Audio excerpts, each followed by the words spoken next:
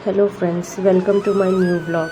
और आज है आषाढ़ी एकादशी, जिसे कहते हैं देवशयनी एकादशी। तो आज काफ़ी सारे काम हैं मुझे। और आज के दिन देखिए, मेरा ये न्यू ट्राइपॉड आया है। पुराना वाला ट्राइपॉड एक्चुअली मेरे बच्चों ने तोड़ दिया, इसीलिए भी मैं काफ़ी सारे वीडियोस बना नहीं पाई। तो अब ये जो आया है नया वाला ट्राइपॉड, मैंने यूट्यूब में ही देखा था, किसी और के ब्लॉग में उन्होंने ये लिंक शेयर किया था। तो मुझे भी काफ़ी उसके रिव्यू पढ़कर अच्छे लगे, तो मैंने ये ट्राइपॉड मंगा लिया। और फिर मैं आज ही के दिन जो वीडियो बना रही हूँ, जो एकादशी है उसकी पूजा है घर में, तो मैंने सोचा कि इस ट्राइपॉड के साथ ही उसकी शुरुआत की जाए। तो देखिए, जब भी नई कोई चीज़ घर में आती है तो उसकी पूजा की जाती है, तो मैंने भी यही किया। और देखिए, ये काफ़ी मुश्किल था मेरे लिए, क्योंकि ये अभी तक मेरा जो ये काम है, मैं जो आपके साथ वीडियो शेयर करती हूँ, उसके लिए मैं सेट नहीं हो पाई हूँ पूरी तरह। तो ये नया वाला ट्राइपॉड भी मैं देख रही थी, कहाँ से क्या लगाना है, स्क्रू के किस तरह चलते हैं, किस तरह काम करते हैं। मैंने वीडियो तो देखा था इसका, पर जब ये रियल में आया तो काफ़ी मुश्किल हुई मुझे। हालांकि 10 मिनट लग गए यहाँ पे मुझे ये सब समझने में। और उसके बाद फिर मैंने इसे यूज़ करना स्टार्ट किया। काफ़ी मशक्क़त की मैंने। देखिए कहाँ से क्या निकलता है। 4-5 स्क्रू लगे हुए थे यहाँ पे। तो फिर मैंने देखा कि कैसे और क्या लगाना है, ताकि जब मैं यूज़ करना स्टार्ट करूँ तो कोई दिक्कत ना हो। पहले ही इसके सारे टेक्निक समझ जाओ कि ये किस तरह काम करता है। इसीलिए फिर यहाँ पे मेरे 10 मिनट चले गए। फाइनली मैंने इसे सीख ही लिया। देखिए काफ़ी अच्छा था। ये पहले वाला ट्राइपॉड था मेरा, काफ़ी कम बजट में मैंने मंगाया था, क्योंकि नया नया काम था। मैंने सोचा कि इतना काफ़ी था, तो इसीलिए ये जो ट्राइपॉड है ये थोड़ा महंगा वाला है। और काफ़ी क्वालिटी में अच्छा लग रहा है मुझे। तो देखिए, इस तरह मैंने सेट करके देख लिया कि किस तरह ये वर्क होता है, ताकि वीडियो में बार बार मुझे अपनी पूजा में दिक्कत ना आ सके। तो ये यहाँ पे अब सेट हो चुका था। और उसके बाद यहाँ पे मैंने फिर अपना वीडियो जो है स्टार्ट कर दिया और अपनी पूजा यहाँ पे शुरू कर दी। तो फ्रेंड्स, आज जो है एकादशी है। हिंदू धर्म में एकादशी का व्रत महत्वपूर्ण स्थान रखता है। तो प्रत्येक वर्ष 24 एकादशियाँ होती है। जब अधिक मास या मल मास आता है, तब इनकी संख्या बढ़कर 26 हो जाती है। तो आषाढ़ मास के शुक्ल पक्ष की एकादशी को ही देवशयनी एकादशी कहा जाता है। कहीं कहीं इस तिथि को पद्मनाभा भी कहते हैं। तो सूर्य के मिथुन राशि में आने पर ये एकादशी आती है। इसी दिन से चातुर्मास का आरंभ माना जाता है। इस दिन से भगवान श्री हरि विष्णु क्षीर सागर में शयन करते हैं, और फिर लगभग 4 माह बाद तुला राशि में सूर्य के जाने पर उन्हें उठाया जाता है। उसी दिन को देवोत्थानी एकादशी कहा जाता है। इस बीच में अंतराल को ही चातुर्मास कहा गया है। तो फ्रेंड्स, महाराष्ट्र में यह दिन पंढरपुर वारी यात्रा के लिए प्रसिद्ध है, जहां लाखों वारी भगवान विठल, विठोबा जिसे कहते हैं, जो कृष्ण का ही रूप है, के दर्शन के लिए पंढरपुर यानी कि सोलापुर के पास जहां पे है, महाराष्ट्र में पहुंचते हैं। यह सबसे भव्य यात्राओं में से एक मानी जाती है। तो यहाँ में हमने पूजा शुरू कर दी थी। सारे भगवान हमने स्नान के लिए निकाल लिए थे, और फिर हमने मंदिर भी साफ़ सुथरा करना था। उसके बाद यहाँ पे सब कुछ होने के बाद हम फिर से उसे रख दे रहे हैं भगवान जी को अपने स्थान पे। और उसके बाद हम पुष्प अर्पण करेंगे। उसके बाद जो है एकादशी की पूजा हम शुरू करेंगे। ये तो हम भगवान जी को स्नान करवा रहे हैं। तो फ्रेंड्स, हर दिन मैं पूजा नहीं करती हूँ, सिर्फ दिया चलाती हूँ। पर वीक में, हफ्ते में 3 बार हो जाता है। और उसके बाद जैसे ही अमावस्या आती है, या फिर पूर्णिमा आती है, या फिर ऐसे जैसे एकादशी आई है आज, तो मैं ऐसे भगवान जी को स्नान करा देती हूँ, क्योंकि मुझे वक्त नहीं मिल पाता। और जब भगवान को एकदम डीप क्लीनिंग करना होता है, यानी कि उन्हें एकदम अच्छी तरह से वॉश करके, सिर्फ पानी से ना धो के, जिसे हम कहते हैं किसी पाउडर से क्लीन करते हैं, तो वो सिर्फ मैं अमावस्या या फिर पूर्णिमा के दिन ही करती हूँ, यानी कि 15 दिन में एक बार। और आज यहाँ पे सिर्फ मैं सारे भगवान जी को स्नान करा रही हूँ, और इसमें मैंने गंगा जल डाल दिया है स्नान पानी में। तो फिर उसके बाद स्नान करा के उसे एकदम क्लीन कपड़े से उन्हें ड्राई कर देती हूँ, और उसके बाद फिर हमें पुष्प चढ़ाने हैं। यहाँ पर देखिए काफ़ी सारे पुष्प मैं ले आई थी। और आज के दिन तो तुलसी का बहुत महत्व है। एकादशी में तुलसी माता का बहुत ही महत्व होता है। तो फ्रेंड्स, एकादशी के दिन तुलसी का पूजन करना बहुत महत्वपूर्ण माना जाता है, क्योंकि तुलसी भगवान विष्णु को अत्यंत प्रिय है। मान्यता है कि एकादशी के दिन तुलसी पूजन से भगवान विष्णु शीघ्र प्रसन्न होते हैं और उनका आशीर्वाद प्राप्त होता है। इसके अतिरिक्त तुलसी पूजन से घर में सकारात्मक ऊर्जा का संचार होता है और नकारात्मकता दूर होती है, जिससे सुख शांति बनी रहती है। तो भगवान विष्णु की अगर आपको कृपा पानी है तो तुलसी को भगवान विष्णु का ही एक रूप माना जाता है। इसलिए एकादशी के दिन तुलसी पूजन से भगवान विष्णु की विशेष कृपा प्राप्त होती है, और तुलसी पूजन से घर में सुख समृद्धि और शांति बनी रहती है। एकादशी के दिन तुलसी पूजन के महत्व ही अलग है, और मान्यता है कि एकादशी के दिन तुलसी पूजन से व्यक्ति की मनोकामनाएं भी पूर्ण होती है। एकादशी के दिन तुलसी पूजन से धन धान्य में वृद्धि होती है और आर्थिक परेशानियां दूर होती है। वैसे ही तुलसी पूजन से मानसिक शांति मिलती है और तनाव कम होता है। तुलसी पूजन से आध्यात्मिक उन्नति होती है और व्यक्ति को मोक्ष की प्राप्ति भी होती है। अगर आप विष्णु के किसी भी रूप की पूजा कर रहे हैं, तो सत्यनारायण पूजा कर रहे हैं, तो आपको तुलसी जी का उसमें समावेश हमेशा करना चाहिए, ताकि विष्णु जी तुरंत प्रसन्न हो जाए। तो यहाँ पे मैं और मेरे हस्बैंड पुष्प अर्पण कर रहे हैं। काफ़ी मशक्क़त हो जाती है, क्योंकि मुझे एकदम परफेक्ट पुष्प अर्पण करने होते हैं, तो काफ़ी वक्त लग जाता है।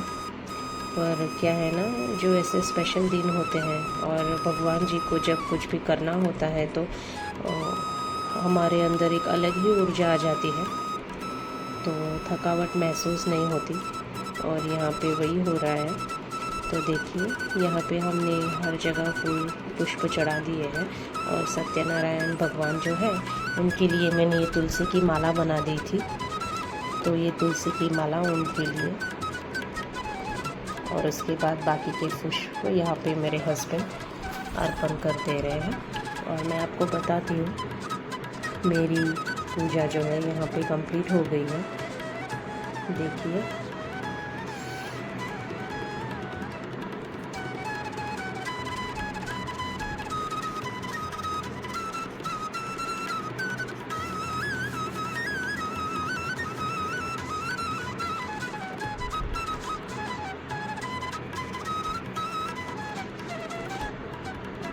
चलिए अब शुरू करते हैं।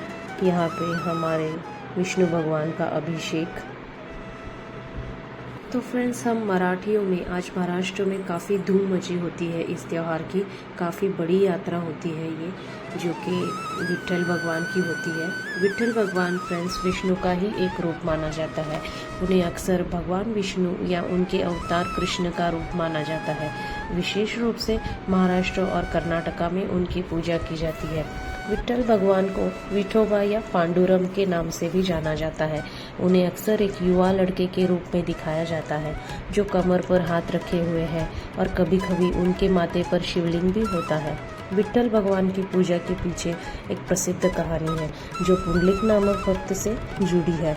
यह कहानी बताती है कि कैसे भगवान विष्णु ने पुंडलिक की भक्ति से प्रसन्न होकर एक ईंट पर खड़े होकर कमर पर हाथ रखकर भक्त को दर्शन दिए, और तब से वे विट्ठल कहलाए। इसीलिए विट्ठल भगवान को भगवान विष्णु का एक विशिष्ट रूप माना जाता है, जो भक्तों के बीच बहुत लोकप्रिय है। तो फ्रेंड्स, मेरे घर पर विट्ठल जो है उनकी मूर्ति नहीं है। तो मैंने जैसे कि बताया कि विट्ठल जो है वो कृष्णा का ही एक रूप है, यानी भगवान विष्णु का। तो मैं हर साल यहाँ पे कृष्ण भगवान की ही सेवा करती हूँ इस दिन, क्योंकि देखिए मेरे माँ के घर में तो विट्ठल की मूर्ति है, पर कहते हैं जब हम शादी कर अपने पति के घर आ जाते हैं तो जो भगवान जी सासू माँ के पास होते हैं, जो वो हमें विरासत के तौर पर हमें आगे बढ़ाने के लिए कहते हैं, अगर उनमें हो तो आप बढ़ा सकते हैं, या फिर ठीक है अगर उसका रूप अगर आप किसी और में देख सकते हैं तो उनकी पूजा कर सकते हैं। तो यहाँ पे मैंने यही किया है। मैं हर साल यहाँ पे विष्णु जी की ही पूजा करती हूँ। हालांकि मेरे माँ के घर में विट्ठल, या फिर मेरे मायके हर किसी के घर में विट्ठल की मूर्ति है। विट्ठल और रखुमाई उनकी पत्नी, उनकी मूर्ति है। तो देखिए यहाँ पे हमने अपना अभिषेक कंप्लीट कर लिया था, और उसके बाद हम हल्दी से स्नान करा रहे थे। उसके बाद हमें यहाँ पे अगर कुछ भजन आते हो तो कह सकते हैं, या फिर हम विष्णु जी का नाम जपते जपते इस अभिषेक को पूरा कर सकते हैं। तो यहाँ पे मेरा आसन सज गया था, मैंने सजा लिया था अपने विठोबा के लिए। तो देखिए इस खास दिन के लिए मैंने ये एक वस्त्र मंगाए थे कृष्णा जी के लिए। तो अब वो अपने आसन पर बैठने वाले हैं, और देखिए वो कितने प्यारे लगेंगे। मुझे खुद को नहीं पता था कि ये इतना प्यारा ड्रेस आएगा, बट देखिए काफ़ी जच भी रहा था उन पे।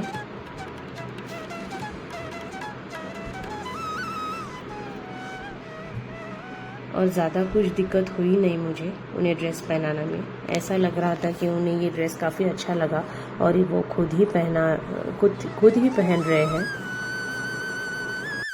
सो फ्रेंड्स, इस एकादशी को सौभाग्य की एकादशी के नाम से भी जाना जाता है।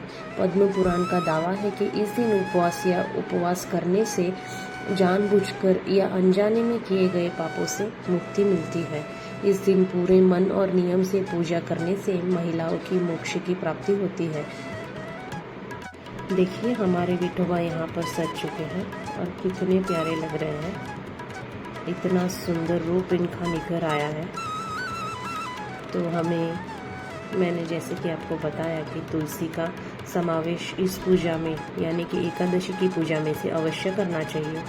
तो तुलसी को मैंने अर्पित कर दिया। उसके बाद यहाँ पे हम पुष्प चढ़ा रहे हैं। और शास्त्रों के अनुसार चातुर्मास में 16 संस्कारों का आदेश नहीं है। इस अवधि में पूजा, अनुष्ठान, घर या कार्यालय की मरम्मत, गृह प्रवेश, ऑटोमोबाइल खरीद और आभूषण की खरीदी की जा सकती है। तो देखिए यहाँ पे मैंने पुष्प अर्पण कर दिए, और उसके बाद हम यहाँ लगाएंगे हमारे कान्हा जी को भोग, और फिर चंदन का टीका। तो चंदन के टीके से इनका रूप जो है वो और ही निखर आएगा। चंदन भी यहाँ पे काफ़ी महत्व रखता है। विष्णु जी को चंदन का टीका लगाते हैं, मतलब विट्ठल जो है वहाँ पे विट्ठल को भी अगर आपने कभी देखा होगा तो माथे पे चंदन का टीका धारण करते हैं। तो यहाँ पे हम भी वही कर रहे हैं, विष्णु जी को चंदन का टीका लगा रहे हैं।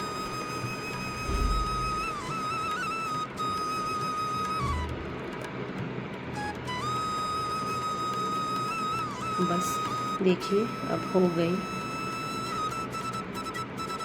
इनका श्रृंगार पूरा टीका लगने से।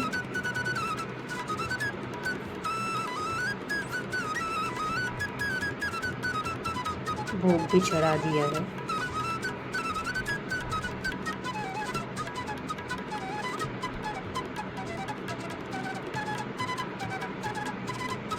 तो फ्रेंड्स ये है मेरी आज की पूजा।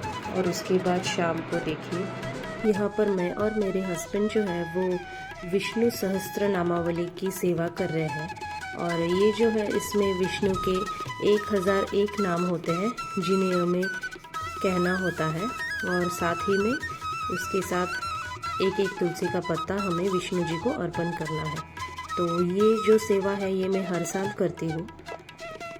और उसके बाद दूसरे दिन हमें ये जो तुलसी के पत्ते हैं जो हमने यहाँ पे विष्णु जी यानी विठोबा का जो हम रूप मानकर यहाँ पे पूजा कर रहे हैं, वो उन तुलसी के पत्तों को हमें अपने लॉकर में रख देना होता है, एक साफ़ सुथरे कपड़े में या फिर कोई भी लाल कपड़ा लेकर उसमें तुलसी के पत्ते बांधकर हमें उसे अपने लॉकर में रख देना है।